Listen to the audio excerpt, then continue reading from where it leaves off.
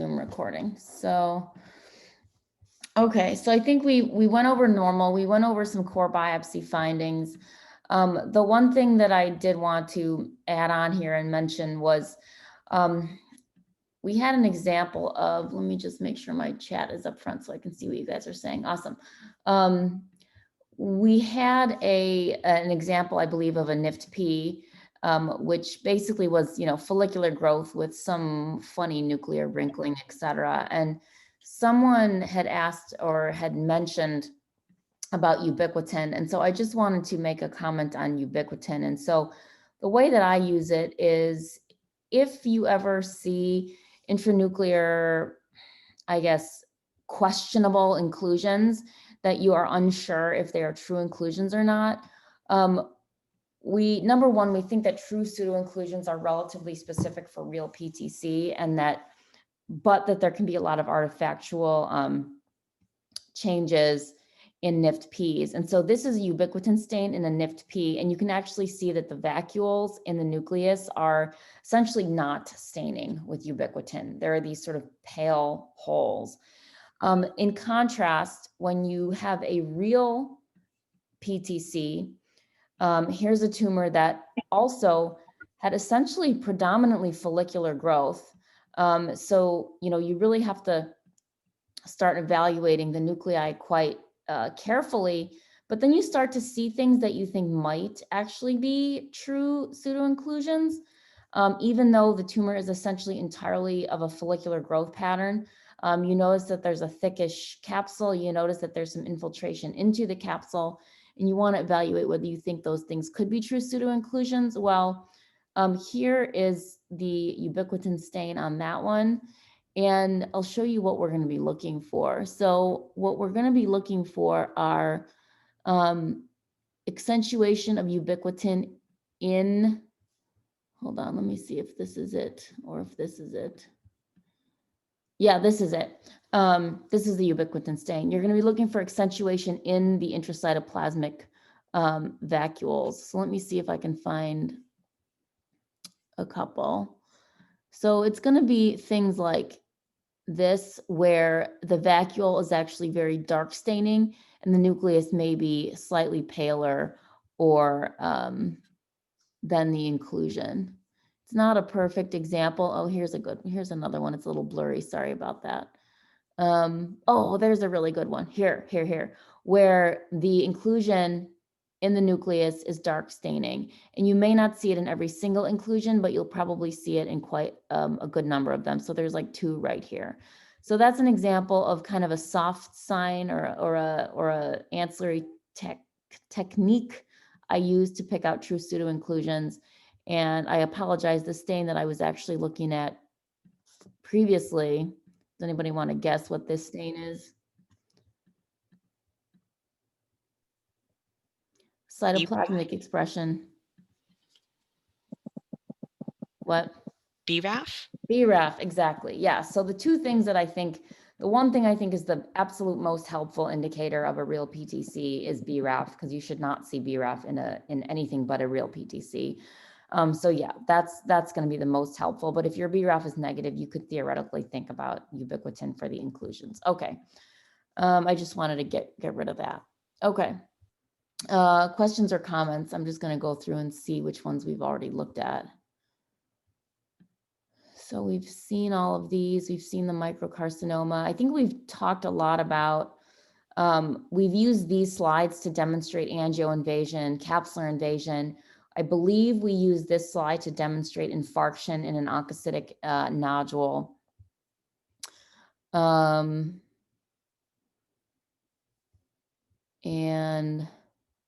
So I wanted to continue by showing you a couple of potentially challenging core biopsies in thyroid, because I know that even though we don't see them often, we see them occasionally, and I wanted to demonstrate some differences. So I realize you may or may not have actually previewed these new slides, but bear with me when I show you two different core biopsies from the same patient from contralateral lobes.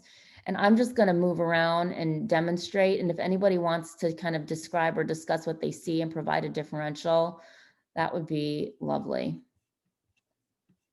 So this is the first core.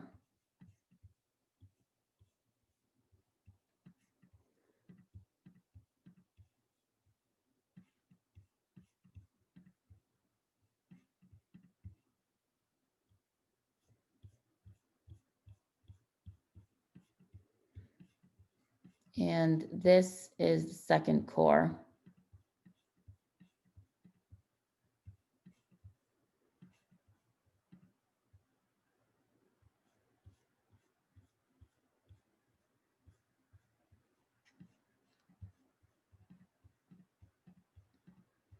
And if you want to type your thoughts in, that's fine too.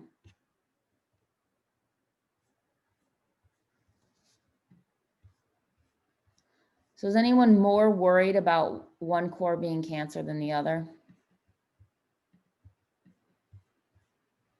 First core looks like papillary lesion, okay? And by papillary lesion, do you mean papillary carcinoma? Do you mean papillary hyperplasia?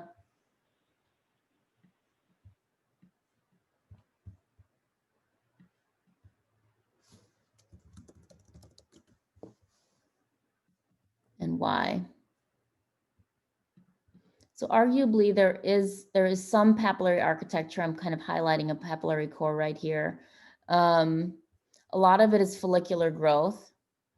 There are also some, again, kind of hybrid papillae and follicles as you look around. And perhaps the most specific and convincing finding might be something like that, might be something like that, right? Because otherwise the nuclei in this lesion are actually very dark and kind of homogeneous. Yeah. The nuclear features are not very consistent with the papillary carcinoma but then there are those like when you were highlighting the pseudo inclusions that just, and then the overall architecture is a little bit papillary. Yeah, so this is the exact challenge with core biopsy. And so my advice to you would be look very carefully at structural findings like any papillae, any fibrosis or sclerosis, which we sort of see here. You don't expect necessarily to see this much fibrosis or sclerosis in just sort of a benign adenomatous thing. This could mean potentially invasion, right? Invasion with surrounding desmoplastic reaction. And very, very occasionally, right, you see those intranuclear vacuoles that could very well be true pseudo-inclusions. And so this kind of feature where they're actually eosinophilic, exactly the same color as a cytoplasm, right? So this is very, very concerning for papillary carcinoma in a core biopsy, okay? And compare that, of course, to the one on the right, which again, most of the nuclei are very dark, but they're separated by cytoplasm. They're very round. They don't have overlapping. And so this might actually be kind of an oncocytic type of lesion with granular eosinophilic cytoplasm rather than the dense squamoid cytoplasm of a papillary carcinoma in the absence of any of those intranuclear inclusions. So I wanted to show you that you can, there are subtle findings that you can start to suggest PTC on a core. And yes, in fact, the one on the left is PTC. Okay, so what else do I want to show you? Okay, so here's another core biopsy of a neck mass.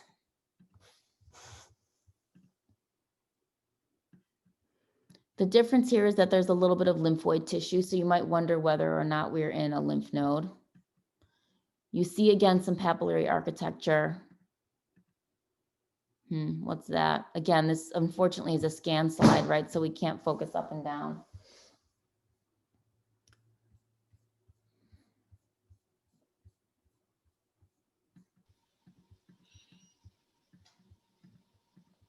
Okay, so does anybody want to flat out call this PTC? Does anybody want to do anything additional? Does anybody think it's not worrisome at all? There are some elongations and grooves.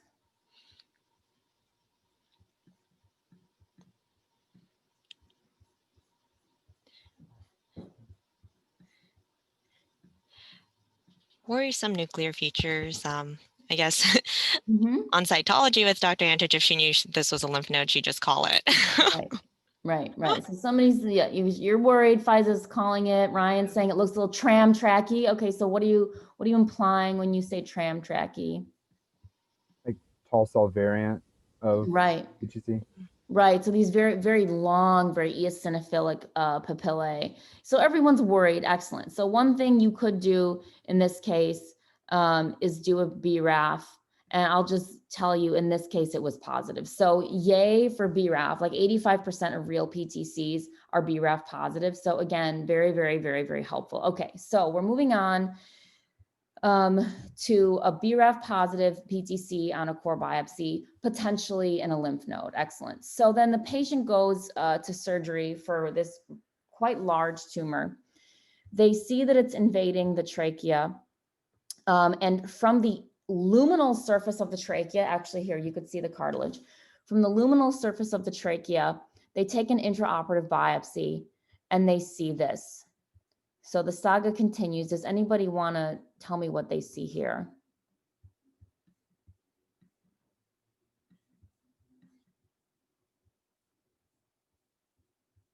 Does this look like the patient's known PTC? So this one's a little bit more solid. These areas look almost squamoid. Mm-hmm. The nuclei are a bit more pleomorphic than the one that we saw on the core, Mm-hmm. and a little less hyperchromatic, a little bit more pleomorphism, more Mm-hmm. prominent nucleoli. It Mm-hmm. doesn't have kind of that papillary architecture that we saw on the Mm-hmm. core. Mm-hmm. So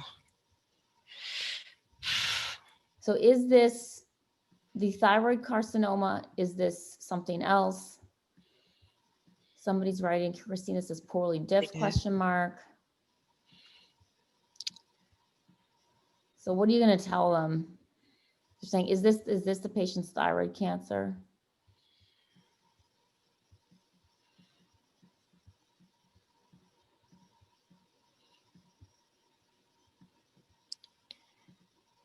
Do a BRAF. Yeah, can't do a BRAF in the OR though. intraoperative. But absolutely. Permanent sections, yes. In the OR, what are you going to tell them?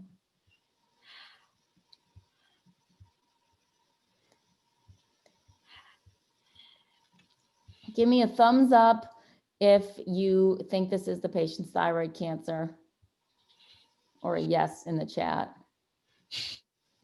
Suspicious for high-grade carcinoma, defer to permanent high-grade carcinoma.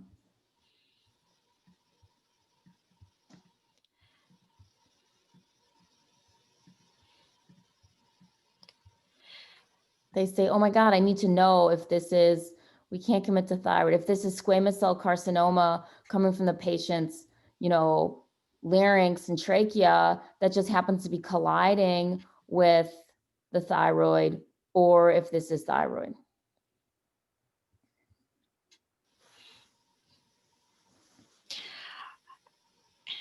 I guess we can always say favor. I mean, that really looks like poorly differentiated squamous, but I guess the other thing, trying to remember with, yes, we'll call Dr. Yes, we will do the aperio. Yep, that's exactly what happened. But say I'm when you're the expert. No, just kidding. Yeah, so you guys are. This was a challenging case. So the person in the OR said, "Gosh, this looks," in the frozen said, "Gosh, this looks squamous." And yes, they called me. So, did I interrupt you, Melissa? Sorry. No. Yeah, no, that's what I was gonna say. Yeah, we Yeah. call for a consult, but Yeah. I mean, during discussion, I think could say that we favor this or that, but Mm-hmm. I mean, this doesn't, yeah, I thought it looked like squamous without any other history. Right, exactly. So, okay, but with a history and with going back to Christina's comment of poorly diff question mark, should poorly diff look squamous? Or should it still resemble thyroid? Ooh, look, it's surrounding the cartilage. Poorly diff should still resemble thyroid, okay? So what kind of thyroid carcinoma stops resembling thyroid?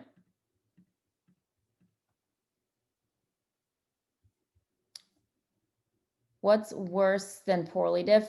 D-diff or anaplastic undiff. Exactly. So the tiers, right? The tiers of thyroid carcinoma are, I'm going to annotate here if I can. Oh, I can type. Tell me if you can see this, right? So well diff, this is like PTC, FTC, all right.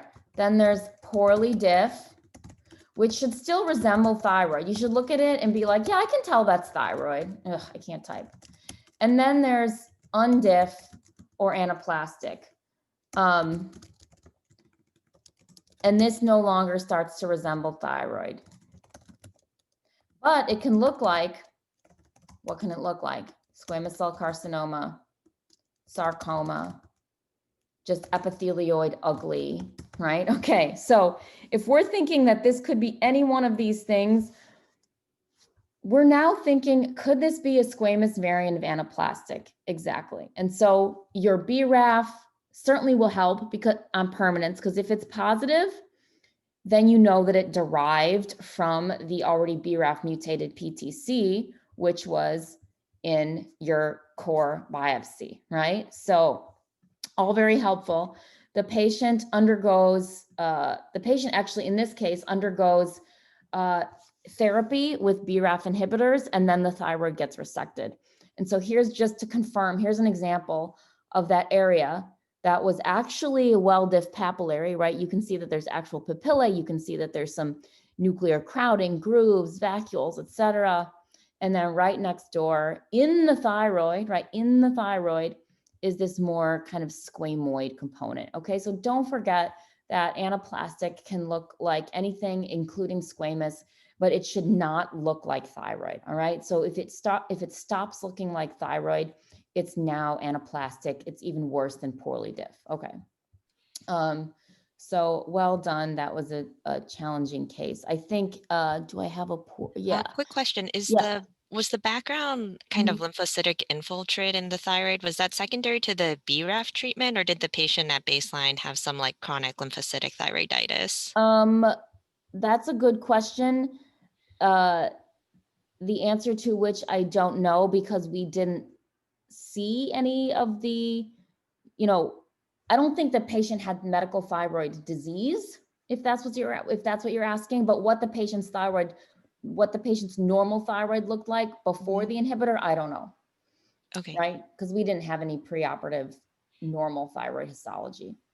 I guess, are there any kind of classic histologic changes we see with the BRAF therapies? Because So I don't think a lot of this. Yeah, I don't think I've ever seen one post-therapy. No, this is the first one we've seen post-therapy. Oh, okay. There's not a lot of information on post-BRAF inhibitor thyroid. There is some information on post-BRAF inhibitor, I think other things like maybe melanomas, et cetera. But for thyroid, I think it's not well known. So actually, I don't really know how to answer that question.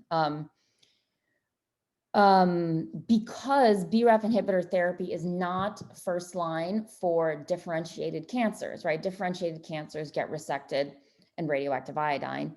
BRAF inhibitor therapy could be used as first line therapy for things like this, like anaplastic.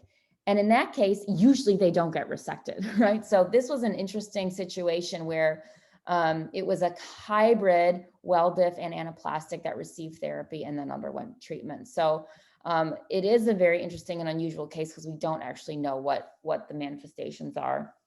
Theoretically, it's specific to the lesional cells, right? The BRAF inhibitor really should have really no effect on the normal cells.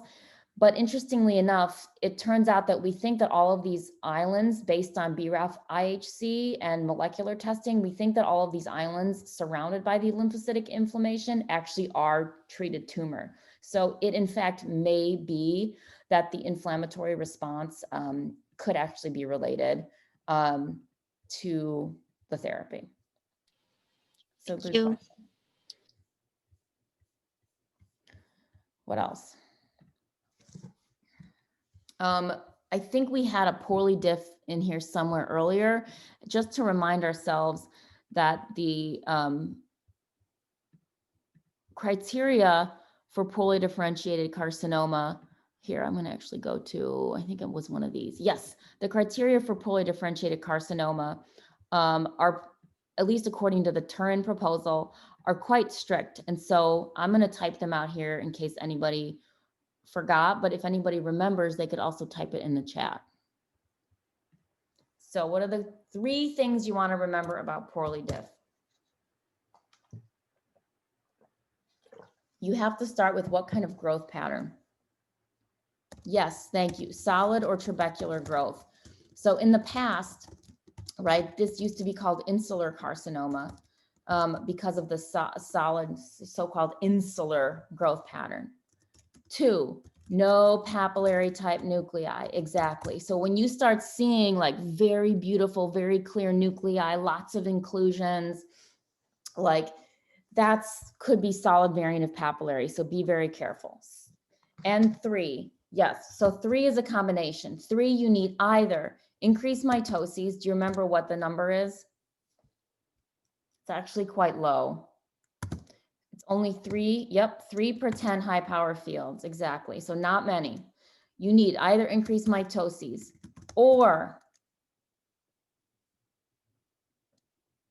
yep, necrosis, or the last one is the worst one. It's the most challenging, but it's this thing called convoluted nuclei. All right, so hopefully you can all see that. So you need solid trabecular growth plus lack of papillary nuclei plus mitoses or necrosis or convoluted nuclei. So if you're going to remember anything about poorly diff, remember these 3 criteria. I'll show you all of them on this slide. So right now you're looking at solid growth, right? Wall to wall, almost like hepatocellular carcinoma, where you basically don't see any structures or vessels in between, okay? You don't have papillary nuclei, meaning, yeah, okay, maybe they're a little irregular and there's a little bit of clearing, but it's not the flat out, like glorious, well-developed PTC-like nuclei. You start seeing mitoses right there is 1. And look just to the right or just to the center of this field. Do you start to see these racinoid or wrinkly nuclei? Those are convoluted. So I think this is the hardest thing to see. But if you see it, you kind of know it, right? So this is a nice comparison between the field on the left where the nuclei are kind of plumper and the field on the right where the nuclei are very, very wrinkly or racinoid or convoluted or sort of pokey, pointy, all right? So those are convoluted nuclei. And I believe the necrosis was somewhere else out of the field down here in the bottom right corner. Yeah. So there's all your necrosis. So excellent, well done. Oh yeah, there it is. So this is poorly diff in comparison to anaplastic. Just as a reminder. Okay, awesome. Questions? Okay. All right, I did this thing where I started putting 2 different slides next to each other because I thought it was nice for comparison. And so I'm going to drive around this. You're saying, Nicole, we already looked at normal. Like, why are you showing us normal again? Well, we're sort of shifting gears here. So if anybody has any residual questions on what we talked about, pipe up or type it in the chat. Otherwise, I'm going to start driving around this slide.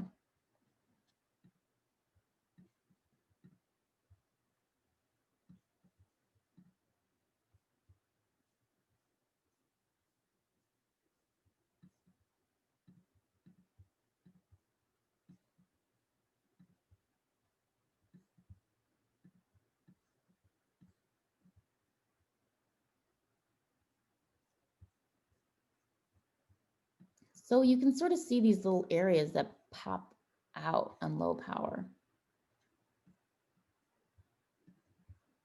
So whenever you see areas that sort of pop out on low power, you always want to go check out what they are. Cute. Does anybody have any thoughts? Ooh. C-cell hyperplasia. So what makes you think C-cell hyperplasia? That's an excellent thought. What characteristics of those cells?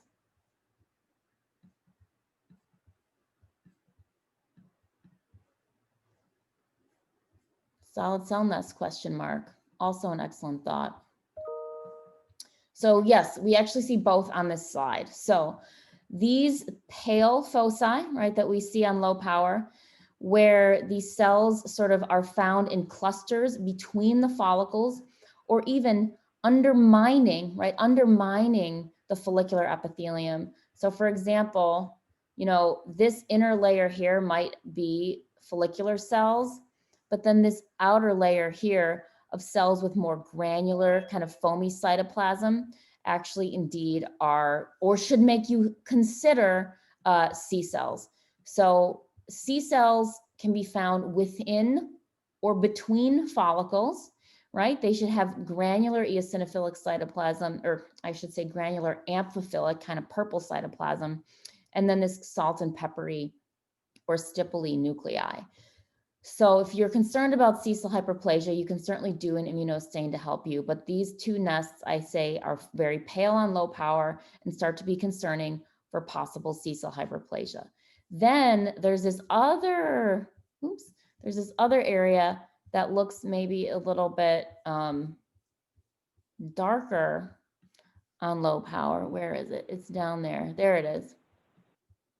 Where you don't really see these cells in connection with any follicles. I don't see them within or between follicles. I don't see them within follicles. I see them between follicles only.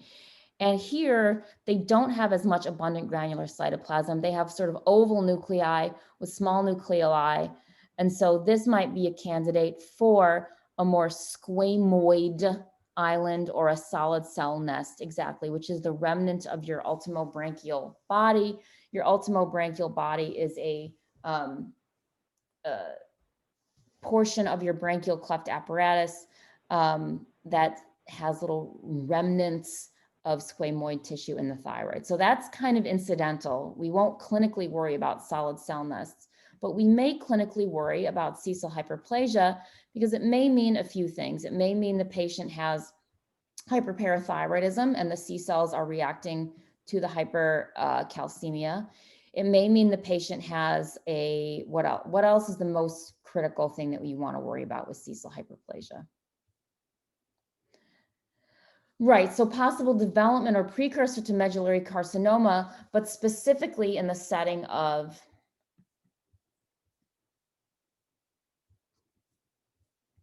some kind of syndrome, right? So some kind of medullary MEN syndrome, exactly. So I'm sorry that the unfortunately Hashimoto's probably doesn't have too much to do with medullary, but yeah, MEN syndrome would be the thing to worry about. So this looks a little bit blurry to me, for which I apologize. But can you guess what immunostain is highlighting here? Yeah, exactly, calcitonin. So, you know, definition of C-cell hyperplasia is, there's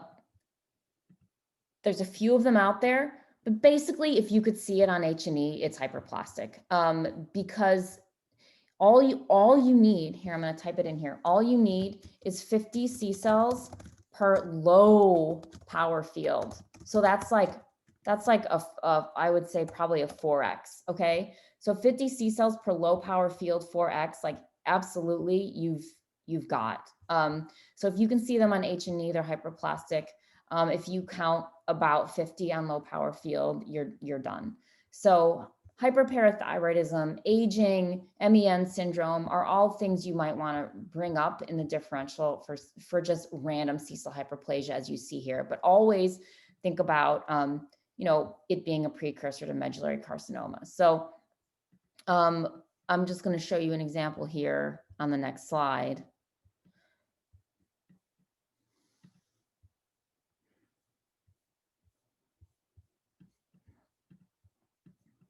Of potentially a more classic medullary carcinoma. So occasionally you get some entrapped follicle structures, so don't let that concern you. But of course, the neoplastic cells, right, are the ones in the background that are polygonal, that are occasionally vaguely almost spindled, that have a little more nuclear pleomorphism, some more random endocrine atypia, right? Where some of the nuclei are very small, some are very large. You shouldn't really see great papillary-like features. You mostly, papillary-like nuclear features. You mostly see this kind of stippled granular chromatin that is more of the neuroendocrine phenotype, right? In the background of these more solid areas of more cellular spindling. And of course, characteristically, what's the background that we're looking for?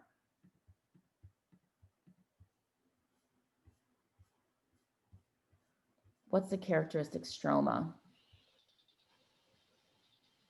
Amyloid, thank you, right? So in the case of, I apologize that this is blurry. In the case of medullary carcinoma, what protein makes up the stromal amyloid? Calcitonin.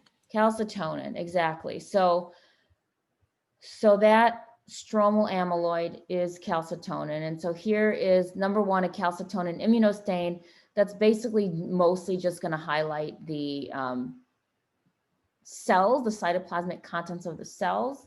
Go to the next slide. Do I have, no, I don't have the amyloid for this particular case, but on a Congo red, you will highlight the background stroma, right? So calcitonin is just going to highlight the actual cells, and then Congo red will highlight the background stroma. Even though the actual amyloid is still made up of calcitonin, it doesn't pick up the antibody like the cytoplasmic contents of the cells do. Excellent. All right, so that's medullary. I think we had an incidental. Did we have an incidental? Yeah, we had a little positive lymph node or something out here on the side, just FYI. Okay. So the next case is perhaps not quite as, what's the word?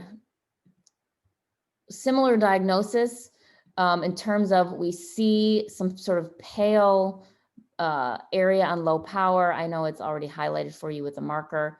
Again, the cells have granular cytoplasm. Again, the nuclei are kind of crunchy, stipply. Again, we do a, gosh, I'm having trouble zooming in here. Excuse me. Again, we do a calcitonin immunostain. And so we say, okay, great. Like those are C cells, but like, wow, it's kind of a large area, right? It's kind of maybe even larger than we saw in the C cell hyperplasia. So when you see a small nest of what's possibly C cell hyperplasia, what's the other thing that you should want to think about before you say C cell hyperplasia, next case, move on?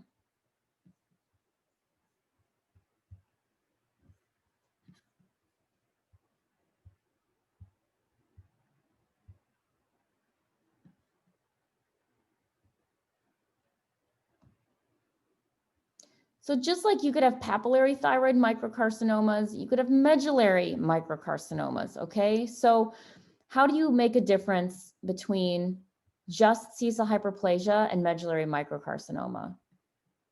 And I'm not asking because I think the answer is extraordinarily clear. It's very challenging, but does anybody have any ideas of what you might look for?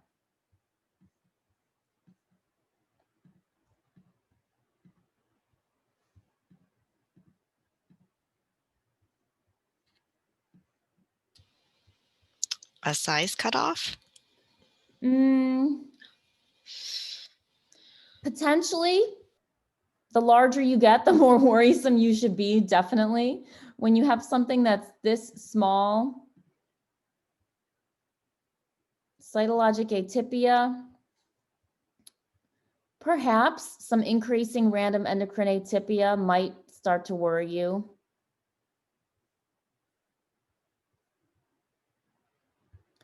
Probably one of the earliest signs of transition from C cell hyperplasia to medullary microcarcinoma is any kind of sign of true destructive stromal invasion. So if you think about it, normally C cells exist, right, kind of between follicles, great. They exist even within follicles under the follicular epithelium. But when they start to sort of demonstrate invasion into the stroma beyond the basement membrane of that follicle, they start to demonstrate either stromal fibrosis, or in this case, maybe you'll believe me that this is amyloid, right? So this is a Congo red stain, and you can see that it's, granted, it's imperfect, and it's a very, very, very, very, very pale red, at least without having the birefringence going on to show you the green. But when you start to see stromal fibrosis or amyloid deposition in between the cells, that's actually an indicator that this is now an invasive destructive process, and this is actually a medullary microcarcinoma. Okay, so yes, increasing size, yes, increasing cytologic atypia, but certainly in its tiniest stage, just deposition of stromal amyloid or stromal fibrosis is thought to be an excellent indicator. So this is an example of a medullary microcarcinoma that we were able to prove by some stromal process. Does that make sense? Oh no, I remember what this is. Sorry, I had a little brain moment there.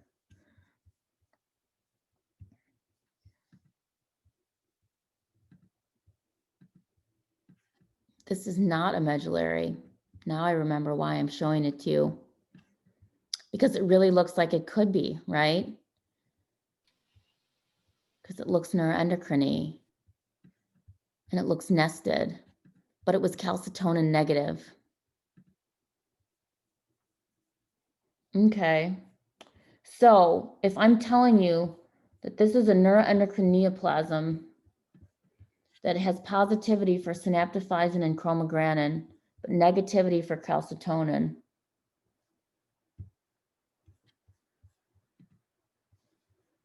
what are we looking at?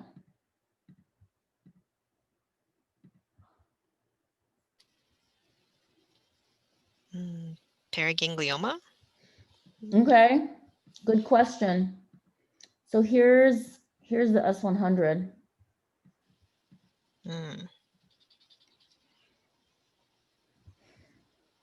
And I'm going to go back to the H&E.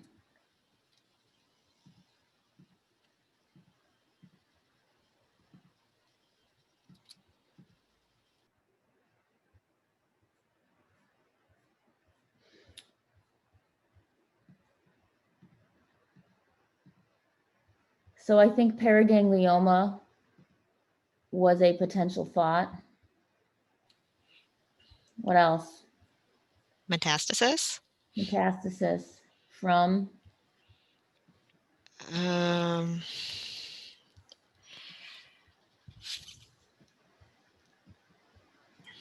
Or of? It doesn't have to be from, but metastasis of what?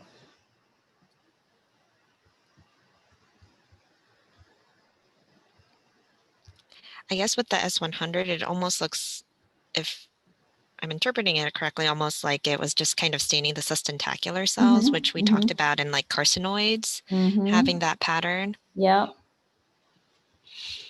Yeah, exactly. So chromogranin, synaptophysin positive tumor in the thyroid, but calcitonin negative, so you're probably not dealing with a medullary.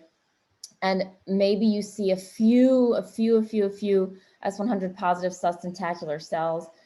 So yes, actually this patient had a pulmonary lesion, a pulmonary neuroendocrine tumor that was thought to be the origin of this. So with these types of neuroendocrine tumors, I think, you know, because they're all in the same similar vicinity, similar regions, similar morphology, similar immunoprofiles, pitfalls are potential. So in a tumor like this, that was the other finding to differentiate a paraganglioma perhaps from a neuroendocrine carcinoma would be keratin. And in fact, I think this, yep, that's staining the keratinocytes of the tonsil, I believe. So keratin positive, right? Chromosynapto positive, you're basically dealing with a carcinoma. And don't forget, as mentioned, that neuroendocrine tumors, carcinoids, et cetera, can actually have some sustentacular cells around them, not just paragangliomas. So, yes, that's exactly what this case was. Sorry for the miscommunication on the first slide. Okay, so where's yeah, so paraganglioma was basically the differential medullary versus paraganglioma versus neuroendocrine carcinoma, but with the positivity for keratin, negativity for calcitonin, the S100 positive sustentacular type quote unquote cells are a little bit of a pitfall, because you can see those in neuroendocrine carcinomas like carcinoids, as well as paragangliomas. Okay, excellent. All right, 2 minutes left. I think this is the last thing we have. Yeah, because we already did this case with the BRAF and the ubiquitin. So the last case we have is this one. I'll just do it somewhat briefly. So we have some normal thyroid here.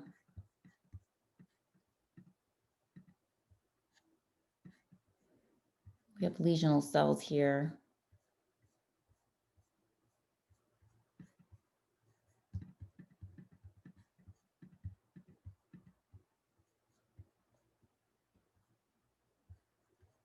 Anybody want to offer a differential?